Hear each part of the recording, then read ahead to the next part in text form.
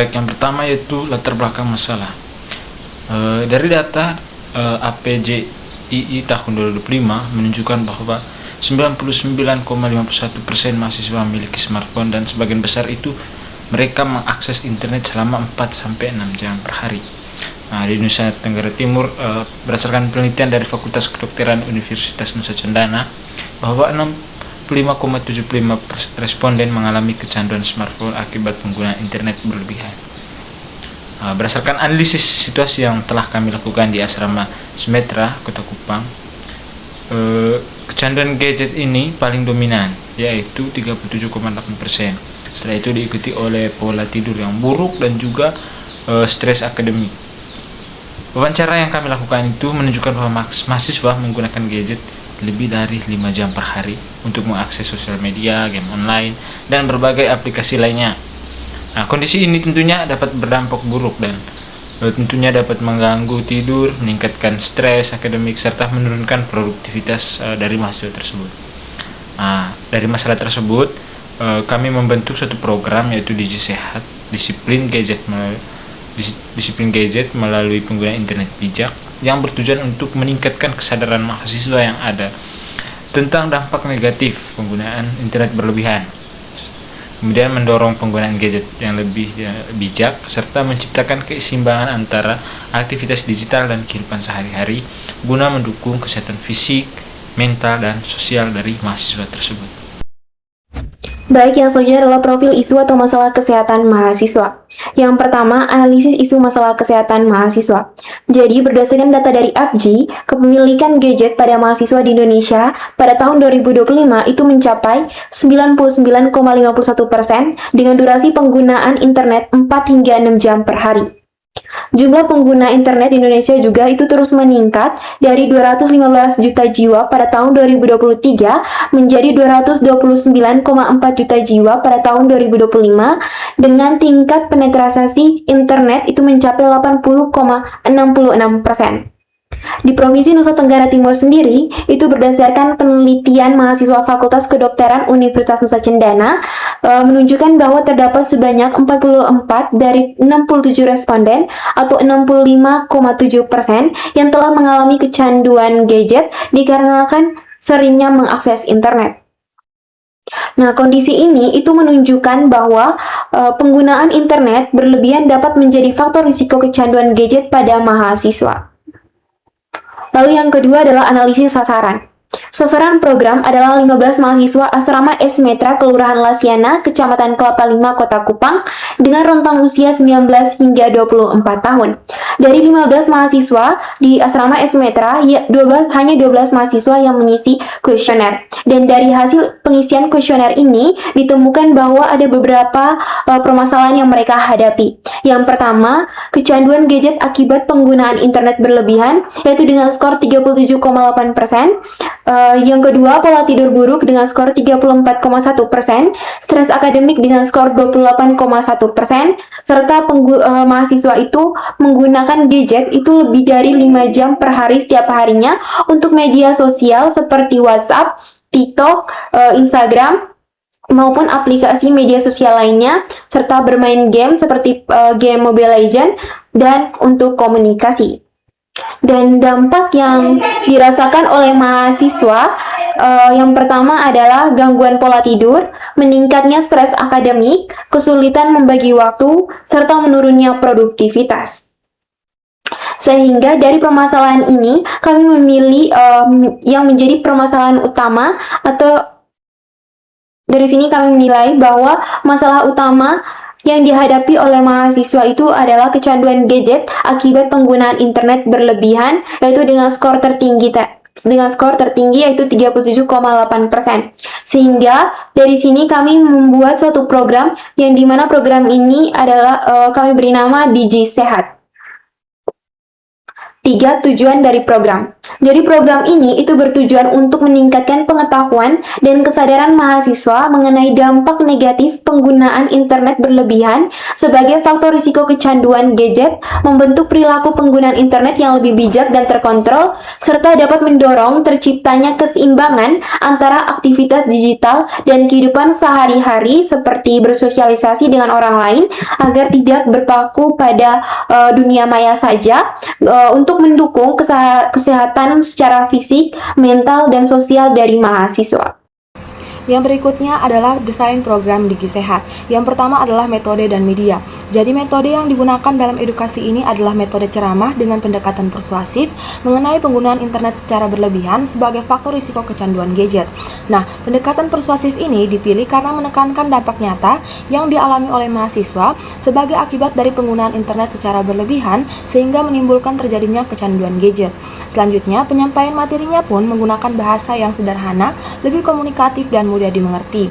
Selanjutnya berkaitan dengan media yang digunakan pula adalah media poster edukasi, di mana materinya meliputi yang pertama, pengertian dari kecanduan gadget, kemudian yang kedua, tanda-tanda kecanduan gadget yang berhubungan langsung dengan penggunaan internet secara berlebihan, kemudian yang ketiga adalah hubungan antara kecanduan gadget dan penggunaan internet secara berlebihan, kemudian yang keempat, dampak dari penggunaan internet secara berlebihan, dan yang terakhir adalah cara mencegah kecanduan gadget melalui penggunaan internet secara bijak.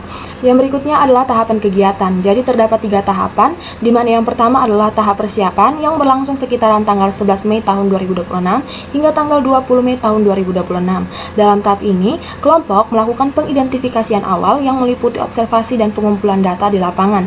Selanjutnya, kelompok melakukan penentuan prioritas masalah berdasarkan ketiga masalah yang telah ditemukan. Selanjutnya, dilakukan penyusunan materi dan poster untuk diberikan kepada peserta. Kemudian, tahap yang kedua adalah tahap pelaksanaan yang berlangsung pada tanggal 22 Mei tahun 2026. Pada tahap pelaksanaan ini, kelompok melakukan pemberian pretest terlebih dahulu kepada para peserta untuk mengetahui pemahaman awal mengenai penggunaan internet berlebihan sebagai faktor risiko kecanduan gadget. Kemudian, selain itu pula, kelompok melakukan penyampaian materi edukasi, melakukan diskusi dan sesi tanya jawab kepada para peserta. Nah, tahap yang terakhir adalah tahap evaluasi yang berlangsung sekitaran tanggal 22 Mei tahun 2026 hingga 24 Juni tahun 2026, di mana pada tahap ini kelompok melakukan pemberian post-test kepada para peserta sebagai bahan evaluasi. Kemudian, kelompok juga melakukan evaluasi pelaksanaan program dan penyusunan laporan kegiatan yang berlangsung hingga pada tanggal 24 Juni tahun 2026. Baik, terima kasih. Selanjutnya di sini saya akan menjelaskan materi yang berikutnya yang berkaitan dengan pelaksanaan kegiatan edukasi, di mana pelaksanaan kegiatan ini dilakukan dengan melalui beberapa tahapan, di mana tahapan yang pertama adalah pengkajian awal masalah. Pengkajian ini dilakukan dengan menggunakan kuesioner melalui Google Form, di mana kita membagikannya kepada mahasiswa yang tinggal di asrama Semetra. Dan pada saat itu, ditemukan 3 masalah kesehatan utama, yaitu penggunaan internet berlebihan sebagai faktor risiko kecanduan gadget, kemudian yang berikut adalah pola tidur yang buruk dan stres akademik. Berdasarkan hasil dari pengkajian, ditemukan bahwa kecanduan gadget memiliki skor tertinggi sehingga kami pilih sebagai masalah prioritas untuk kemudian dilakukan intervensi. Pada tahapan yang kedua adalah pelaksanaan edukasi.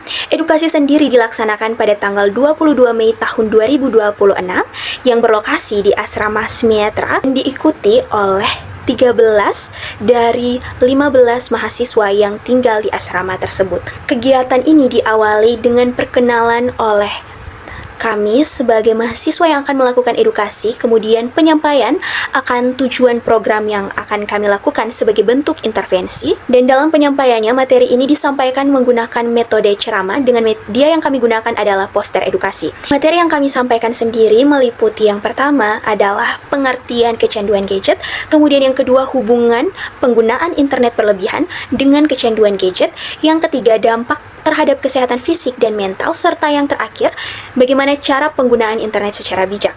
Kami menjelaskan pula mengenai penggunaan gadget berlebihan tentunya dapat mengganggu produksi hormon melatonin, di mana hormon tersebut digunakan sebagai salah satu hormon yang mengatur pola tidur kita agar dapat berjalan secara normal. Hingga dengan kecanduan gadget, tentunya hal tersebut dapat menyebabkan gangguan tidur, kemudian kelelahan, penurunan konsentrasi, dan juga peningkatan stres. Pada tahapan yang ketiga adalah diskusi dan hasil kegiatan, di mana peserta yang mengikuti aktif mengikuti setiap sesi selama berjalannya kegiatan tersebut. Peserta aktif mengikuti sesi tanya jawab, di mana salah satu pertanyaannya itu mengenai kecanduan gadget, kemudian juga berkaitan dengan pengaruh konsumsi kopi terhadap pola tidur. Kami menjelaskan bahwa kecanduan gadget perlu dikurangi secara bertahap melalui aktivitas yang positif seperti olahraga. Jika dia menyukai musik, dia bisa bermain musik, mengikuti organisasi, dan juga hobi lainnya. Sedangkan untuk hasil evaluasi sendiri menunjukkan bahwa peningkatan pengetahuan peserta setelah edukasi, di mana nilai rata-rata meningkat dari 67,7 pada saat pretest menjadi 93,8 setelah posttest. Sebagian peserta mulai menunjukkan perubahan perilaku seperti mengurangi penggunaan gadget, kemudian mengatur waktu tidur, dan juga mengatur waktu untuk penggunaan internet secara bijak dan lebih baik. Selanjutnya di sini saya akan menjelaskan mengenai tabel skor pengetahuan sebelum dan sesudah dilakukan edukasi, di mana hasil pengukuran tingkat pengetahuan menunjukkan bahwa adanya peningkatan pengetahuan peserta setelah mengikuti kegiatan edukasi. Berdasarkan tabel ini, dapat kita lihat bahwa nilai rata-rata pretest peserta sebelum diberikan edukasi adalah sebesar 67,7, sedangkan nilai rata-rata setelah dilakukan posttest edukasi meningkat menjadi 93,8. Dengan demikian, artinya terjadi peningkatan rata-rata skor sebesar 26,1 poin. Hasil ini tentunya menunjukkan bahwa materi edukasi yang diberikan dapat diterima dan juga dipahami dengan baik oleh para peserta. Jika dilihat dari skor masing-masing responden, hampir seluruh peserta mengalami peningkatan nilai setelah mengikuti edukasi.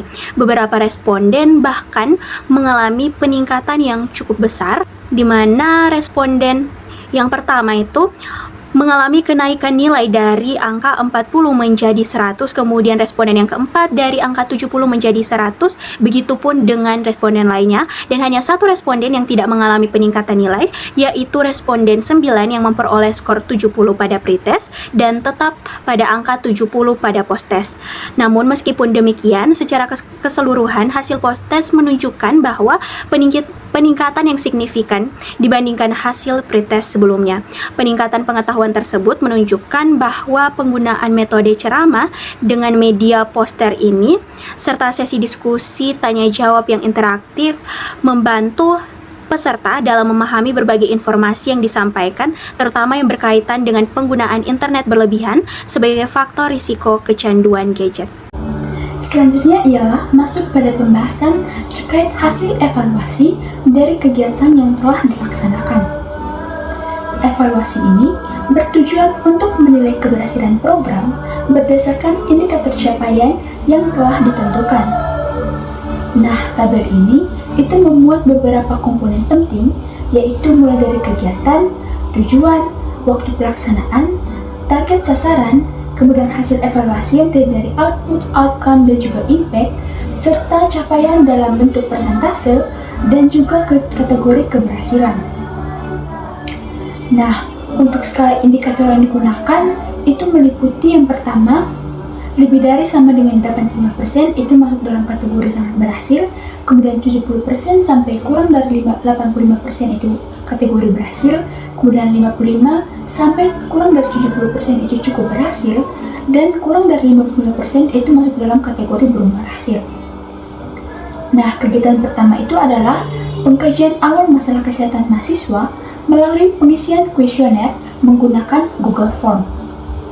Nah, adapun tujuan dari kegiatan ini itu adalah untuk mengidentifikasi situasi asrama Esimetra yang meliputi kondisi mahasiswa, masalah kesehatan yang sering dialami, serta menentukan prioritas masalah. Nah, kegiatan ini itu dilaksanakan pada Senin 15 Mei 2026 dengan target sebanyak 15 mahasiswa di asrama Esimetra. Hasil evaluasi menunjukkan bahwa yang pertama output, di mana data hasil pengisian kuesioner itu berhasil dikumpulkan dari 12 mahasiswa yang ada di asrama Simetra. Kemudian outcome-nya itu diperoleh gambaran situasi kesehatan mahasiswa yang tinggal di asrama Simetra sehingga dapat diidentifikasi masalah kesehatan yang perlu diprioritaskan. Adapun impact-nya yaitu tersusunnya program kegiatan kesehatan yang lebih tepat sasaran dan juga sesuai dengan masalah yang ditemukan. Nah, capaian dari kegiatan ini adalah 80% yang termasuk dalam kategori berhasil tanpa perlu perbaikan atau replanning. Kemudian, kegiatan kedua adalah edukasi mengenai penggunaan internet berlebihan sebagai faktor risiko kecanduan gadget pada mahasiswa. Adapun tujuan dari kegiatan ini adalah untuk meningkatkan kesadaran mahasiswa terkait dampak negatif dari penggunaan internet secara berlebihan. Kegiatan ini dilaksanakan pada Jumat 22 Mei 2026 pada pukul 18 hingga 19 WITA dengan target yang sama yaitu 15 mahasiswa. Hasil evaluasi menunjukkan bahwa yang pertama output di mana penyuluhan itu berhasil dilakukan dan juga materi edukasi itu tersampaikan dengan baik. Kemudian outcome itu terjadi peningkatan pengetahuan peserta sebesar 83,3%. Kemudian impact itu diharapkan adanya perubahan perilaku dalam penggunaan gadget yang lebih bijak. Adapun capaian kegiatan ini yaitu sebesar 64,3%, sehingga ini tuh masuk dalam kategori cukup berhasil tanpa perlu di-replanning juga. Selanjutnya adalah analisis dan refleksi. Yang pertama, keterbukaan diri. Pada awal pembentukan kelompok, seluruh anggota itu sudah saling mengenal karena berasal dari kelas yang sama dan sering berinteraksi selama perkuliahan. Kondisi ini itu mempermudah proses adaptasi, komunikasi, dan kerjasama selama penyusunan laporan. Berdasarkan konsep Johari Window, yang pertama open area, di mana anggota kelompok itu telah mengetahui karakter, kebiasaan, dan kemampuan masing-masing, sehingga pembagian tugas itu dapat dilakukan sesuai dengan kemampuan, seperti menyusun laporan, mencari referensi, membuat poster, serta mengordinasikan pekerjaan kelompok. Yang kedua, blind spot, di mana masih terdapat beberapa kebiasaan yang kurang disadari oleh anggota kelompok, seperti menunda penyelesaian tugas. Namun, karena hubungan antara anggota itu sudah baik, masukan dan saran dapat diberikan secara terbuka tanpa menimbulkan kesalahpahaman. Yang ketiga, hidden area. Jadi beberapa anggota itu terkadang masih menyimpan kesulitan atau keterbatasan, misalnya dalam memahami materi. Akan tetapi, karena adanya rasa saling percaya dan sudah mengenal sebelumnya, membuat anggota itu lebih mudah menyampaikan kendala sehingga dapat dibantu oleh anggota lain. Yang keempat, unknown area. Jadi selama proses kerja kelompok itu muncul potensi yang sebelumnya belum terlihat, seperti kemampuan untuk memimpin diskusi, mengatur pembagian tugas, dan menyelesaikan permasalahan dalam kelompok. Jadi untuk keseluruhan, kedekatan antara anggota itu sudah ada sejak awal sehingga membuat kerjasama kelompok itu berjalan lebih efektif, komunikasi menjadi lebih lancar, koordinasi lebih mudah, dan rasa saling percaya itu semakin mendukung tercapainya apa yang menjadi tujuan kelompok. Baik, selanjutnya di sini saya akan menjelaskan materi yang berikutnya yang berkaitan dengan tahapan dalam membentuk tim. Di mana dalam tahapan membentuk tim ini adalah yang pertama yaitu forming, di mana pembentukan tim itu pada tahapan yang pertama anggota kelompok berdiskusi untuk menentukan sasaran, lokasi kegiatan, kemudian masalah prioritas dan tujuan akan program yang akan dilaksanakan. Kelompok juga menyepakati bahwa program Digi Sehat sebagai bentuk intervensi kesehatan yang sesuai dengan permasalahan yang ada. Pembagian tugas dilakukan sesuai dengan kemampuan dari masing-masing anggota.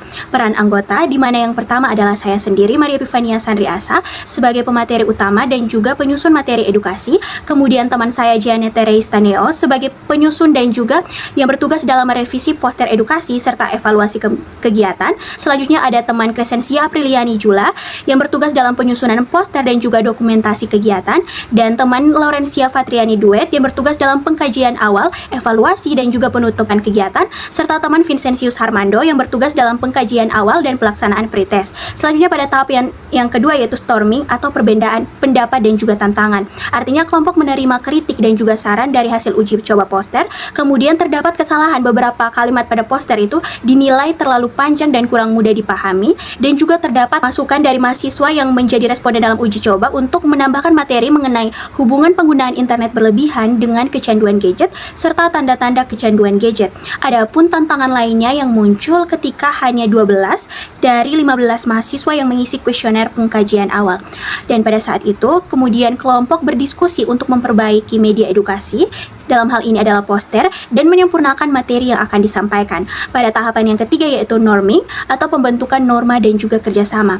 Kelompok melakukan revisi poster berdasarkan masukan dari hasil uji coba, kemudian materi edukasi juga disempurnakan dengan menambahkan informasi yang belum lengkap. Setiap anggota juga menjalankan tugas sesuai dengan pembagian yang telah disepakati saat awal. Kemudian komunikasi, koordinasi, dan rasa saling percaya antara anggota semakin meningkat. Kerjasama yang baik juga turut membantu kelompok dalam menyelesaikan seluruh persiapan program secara efektif. Kemudian pada tahapan yang berikut yaitu performing atau kinerja optimal, di mana pada tahap ini seluruh anggota kelompok mampu menjalankan tugas dan juga tanggung jawabnya secara optimal sesuai dengan pembagian yang telah disepakati. Di mana seperti yang sudah saya sampaikan pada saat awal bahwa saya sendiri, Maria Epifania Sandriasa, bertugas sebagai pemateri utama yang menyampaikan edukasi mengenai kecanduan gadget, kemudian dampak penggunaan internet berlebihan, dan juga mengenai cara penggunaan internet yang bijak, serta turut membantu dalam memandu sesi diskusi dan tanya jawab bersama teman saya Crescencia Jula. Crescencia Apriliani Jula ini dan juga teman saya Janet Reistaneo bertanggung jawab dalam penyusunan dan juga penyempurnaan serta penggunaan media poster edukasi selama kegiatan berlangsung. Selanjutnya teman saya Laurencia Fatriani Duet dan juga teman Vincentius Harmando melaksanakan pengkajian awal, pengumpulan data, kemudian mereka bertugas dalam penyebaran pretest, serta teman Laurencia Dwi dan juga teman Janet Taneo melaksanakan penyebaran poster serta evaluasi kegiatan, di mana pada saat itu seluruh anggota bekerja sama dalam pelaksanaan edukasi, sesi diskusi, dokumentasi, evaluasi, serta penutupan kegiatan. Program Digi Sehat ini berhasil dilaksanakan sesuai dengan rencana dapat dilihat dari tingkat kehadiran peserta yang mencapai 86,6% atau 13 dari 15 mahasiswa. Hasil evaluasi juga menunjukkan peningkatan rata-rata pengetahuan peserta dari angka 67,7 pada pretest menjadi 93,8 pada post-test. Selain peningkatan pengetahuan juga, beberapa peserta mulai menunjukkan perubahan perilaku yang signifikan dengan mengurangi penggunaan gadget, kemudian mengatur waktu penggunaan internet, dan juga mengalihkan waktu luang ke aktivitas yang lebih positif dan juga produktif. Keberhasilan dari pelaksanaan program ini juga menunjukkan bahwa kerjasama, kemudian koordinasi dan komitmen seluruh anggota kelompok berjalan dengan baik sehingga tujuan dari program ini dapat tercapai.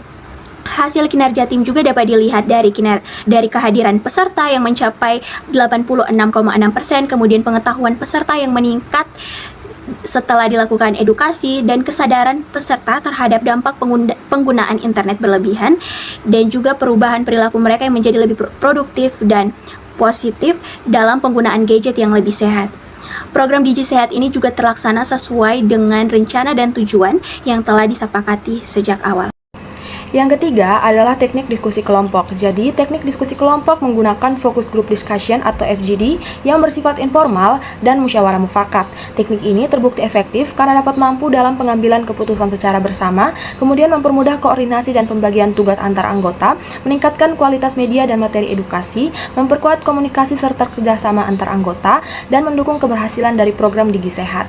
Nah, pelaksanaan diskusi ini meliputi yang pertama, menganalisis hasil pengkajian dan menentukan prioritas masalah, yaitu penggunaan internet berlebihan sebagai faktor risiko kecanduan gadget. Kemudian yang kedua, menentukan tujuan dari program, kemudian sasaran, metode, dan media yang akan diberikan kepada para peserta, serta materi edukasi. Kemudian yang ketiga, membagi tugas anggota sesuai dengan kemampuannya masing-masing. Dan yang terakhir, membahas hasil pretesting poster dan melakukan revisi berdasarkan masukan dari para peserta.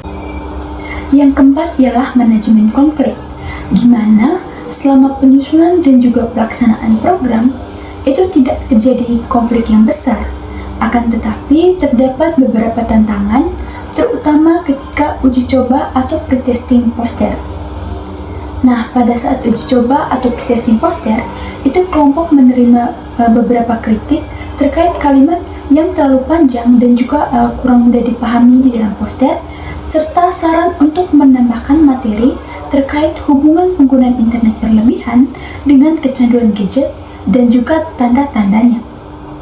Selain itu, di tahap pengkajian awal, itu hanya 12 dari 15 mahasiswa yang mengisi kuesioner.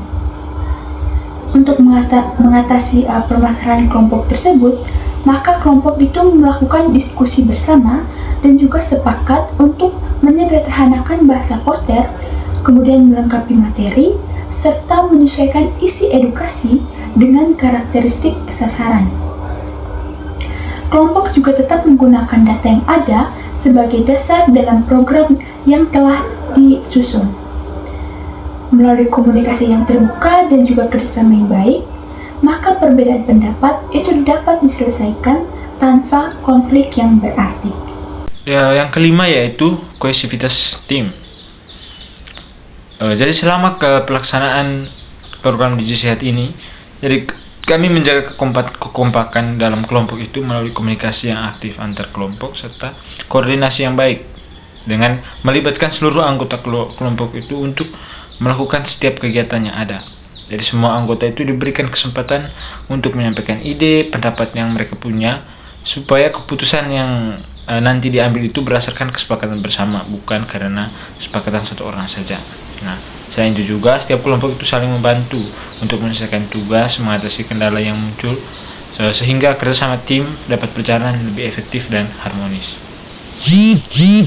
Selanjutnya yaitu kerjasama tim. Yang keenam itu kerjasama tim. Nah, keberhasilan program Digi Sehat ini didukung oleh pembagian tugas yang dijelaskan sesuai dengan kemampuan masing-masing anggota kelompok. Yang pertama itu Maria Epifani Sandri Asa bertugas sebagai pemateri utama dalam kegiatan edukasi.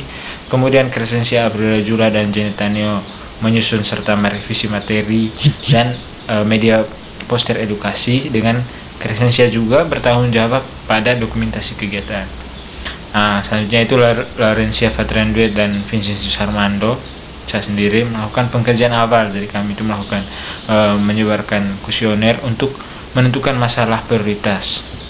Kemudian saya sendiri juga melakukan pretest, dan Laurencia juga bertanggung jawab pada protes, evaluasi serta penutupan kegiatan. Pembagian peran ini tentunya sangat penting dan harus terorganisir. Hal ini membuat seluruh kegiatan yang kami buat itu dapat terlaksana dengan baik, tepat waktu, dan tentunya mencapai tujuan dari program tersebut. Baik, selanjutnya di sini saya menjelaskan mengenai materi yang berikutnya yang berkaitan dengan pembelajaran terpenting yang diperoleh oleh kelompok, di mana keberhasilan program itu sangat dipengaruhi oleh kerjasama, kemudian komunikasi, dan juga koordinasi yang baik antara anggota tim. Selanjutnya pembagian tugas yang jelas juga yang dilakukan oleh kelompok kami tentunya membantu setiap anggota dalam menjalankan tanggung jawab secara lebih optimal dan menghindari tumpang tindih pekerjaan. Selanjutnya yang berikut adalah adanya keterbukaan terhadap kritik dan juga masukan yang menjadi faktor penting dalam memperbaiki kualitas dalam program yang telah kami buat, serta media edukasi yang digunakan. Kelompok kami juga belajar bahwa setiap anggota memiliki peran yang saling melengkapi dalam mencapai tujuan bersama. Edukasi yang telah dirancang juga kami rancang dengan baik, tentunya mampu meningkatkan pengetahuan dan juga kesadaran peserta mengenai penggunaan internet yang bijak. Kelompok juga memahami bahwa perubahan perilaku tentunya tidak dapat terjadi secara instan, tetapi memerlukan waktu yang konsisten dan juga kebiasaan yang dilakukan secara konsisten dan tindakan lanjut yang berkelanjutan. Pengalaman ini pada akhirnya memberikan pemahaman kepada kami bahwa kemampuan bekerja sama, beradaptasi terhadap tantangan, dan menyelesaikan berbagai masalah secara bersama merupakan kunci keberhasilan dari suatu program kesehatan. Dua, rekomendasi perbaikan jika tugas serupa itu dilakukan kembali. Jadi berdasarkan pengalaman pelaksanaan program, terdapat beberapa rekomendasi perbaikan yang dapat diterapkan apabila tugas serupa dilakukan kembali. Yaitu yang pertama adalah koordinasi kelompok lebih rutin. Jadi pertemuan atau diskusi itu perlu dijadwalkan secara teratur sejak awal agar perkembangan tugas setiap anggota itu dapat dipantau dan keterlambatan dapat diminimalkan. Yang kedua, pembagian tugas lebih rinci. Tanggung jawab setiap anggota itu perlu diperjelas secara lebih detail, mulai dari pengumpulan dan pengelolaan data, desain media, dokumentasi, konsumsi, hingga penyusunan laporan akhir. Yang ketiga, menambah waktu evaluasi dan revisi media. Jadi kelompok itu perlu menyediakan waktu lebih banyak untuk uji coba media, menerima masukan, dan menyempurnakan materi sebelum digunakan kepada sasaran. Yang keempat, diskusi kelompok lebih terstruktur. Jadi setiap pertemuan itu sebaiknya memiliki agenda yang jelas seperti pembahasan hasil pengkajian, penentuan prioritas masalah, evaluasi progres kerja, dan penyelesaian kendala yang dihadapi. Yang kelima, meningkatkan keterlibatan seluruh anggota saat pelaksanaan. Semua anggota itu perlu dilibatkan secara aktif dalam kegiatan, misalnya sebagai moderator, fasilitator diskusi, pengelola media, dokumentasi, maupun evaluator.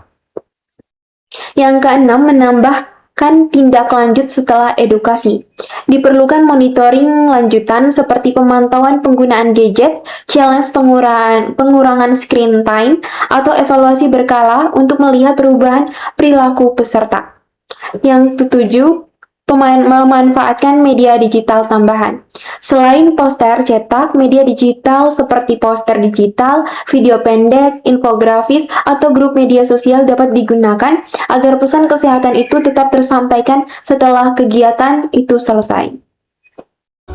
Kesimpulan yang diperoleh berdasarkan pelaksanaan program gizi sehat, di mana penggunaan internet berlebihan itu menjadi masalah utama pada mahasiswa di asrama SD Mitra, yaitu sebesar 37,8%, sehingga diprioritaskan dikarenakan itu berdampak pada kesehatan fisik, mental, dan juga akademik. Nah, program edukasi dilakukan melalui metode ceramah, diskusi, tanya jawab, dan juga media poster untuk meningkatkan kesadaran penggunaan internet secara bijak. Pelaksanaan program menunjukkan bahwa kerjasama tim berjalan baik dengan melihat tahapan forming hingga performing, serta didukung dengan komunikasi terbuka dalam menyelesaikan perbedaan pendapat. Hasil evaluasi menunjukkan peningkatan pengetahuan yang signifikan, yaitu 67,7 menjadi 94,6, dengan partisipasi yang baik mencapai 86,6%. Namun, perubahan perilaku belum optimal sehingga diperlukan edukasi berkelanjutan. Secara keseluruhan, program gizi sehat berhasil meningkatkan pengetahuan dan juga kesadaran mahasiswa, serta menunjukkan pentingnya dinamika kelompok dalam menyelesaikan dan juga menyukseskan promosi kesehatan. Yang berikutnya adalah rekomendasi perbaikan. Jadi di sini ada dua rekomendasi perbaikan. Yang pertama adalah rekomendasi perbaikan terhadap program Gizi Sehat sendiri, yang meliputi yang pertama, melaksanakan edukasi secara berkala dan berkelanjutan, sehingga informasi yang diberikan itu tidak hanya bersifat sesaat, tetapi juga dapat membentuk perilaku positif dari para mahasiswa. Kemudian yang kedua, menambah kegiatan pendampingan atau monitoring lanjutan setelah kegiatan edukasi. Ini misalnya melalui pemantauan durasi penggunaan gadget pada mahasiswa. Kemudian yang ketiga adalah mengembangkan metode edukasi yang lebih bersifat interaktif seperti challenge pengurangan screen time dan simulasi. Kemudian yang keempat, memanfaatkan media edukasi digital secara berkelanjutan, misalnya media poster edukasi digital yang biasanya terdapat pada Instagram, Facebook maupun TikTok. Kemudian yang berikutnya berkaitan dengan melakukan evaluasi jangka panjang. Biasanya evaluasi ini berkisar 1 hingga 3 bulan untuk melihat adanya peningkatan pengetahuan maupun perilaku pada mahasiswa. Yang terakhir adalah mendorong mahasiswa untuk meningkatkan kegiatan atau aktivitas non-digital, misalnya melalui olahraga, kegiatan organisasi, maupun diskusi kelompok. 2. Rekomendasi perbaikan untuk dinamika kelompok. Berdasarkan pengalaman selama pelaksanaan program, terdapat beberapa rekomendasi perbaikan yang dapat diterapkan untuk meningkatkan dinamika kelompok apabila kegiatan serupa dilaksanakan kembali. Yang pertama, koordinasi kelompok lebih rutin. Pertemuan atau diskusi sebaiknya dijadwalkan secara berkala sejak tahap awal pelaksanaan kegiatan. Kedua, pembagian tugas lebih rinci sejak awal. Tanggung jawab masing-masing anggota perlu ditetapkan secara lebih jelas dan terperinci sejak awal kegiatan. Pembagian tugas tersebut dapat mencakup pengumpulan dan pengolahan data, penyusunan media edukasi, dokumentasi, konsumsi, hingga penyelesaian laporan akhir. 3. Waktu evaluasi dan revisi media diperpanjang. Kelompok perlu mengalokasikan waktu yang lebih memadai untuk melakukan evaluasi terhadap media yang telah disusun. 4. Diskusi kelompok yang lebih terstruktur. Setiap pertemuan sebaiknya dilaksanakan berdasarkan agenda yang telah disusun sebelumnya, seperti membahas hasil pengkajian, menentukan prioritas masalah, mengevaluasi perkembangan pekerjaan, serta mencari solusi terhadap kendala yang dihadapi selama pelaksanaan program. Kelima, keterlibatan seluruh anggota saat pelaksanaan kegiatan. Seluruh anggota kelompok perlu berpartisipasi secara aktif sesuai dengan peran masing-masing, baik sebagai moderator, fasilitator, pengelola media, petugas dokumentasi, maupun evaluator. Keterlibatan yang merata akan meningkatkan efektivitas kerjasama dalam kelompok. 6. Perlu tindak lanjut pasca edukasi, yaitu monitoring dan evaluasi. Pelaksanaan tindak lanjut setelah kegiatan edukasi diperlukan untuk mengetahui sejauh mana peserta menerapkan materi yang telah diberikan. Bentuk tindak lanjut itu dapat berupa pemantauan penggunaan gadget, pelaksanaan tantangan pengurangan screen time, maupun evaluasi secara berkala terhadap perubahan perilaku peserta. 7. Media digital tambahan perlu dimanfaatkan. Selain menggunakan poster cetak, penyampaian pesan kesehatan dapat didukung melalui berbagai media digital seperti poster digital, video edukasi singkat, infografis, maupun grup media sosial. Pemanfaatan media tersebut diharapkan dapat memperluas jangkauan informasi serta mempertahankan keberlanjutan edukasi setelah kegiatan itu selesai.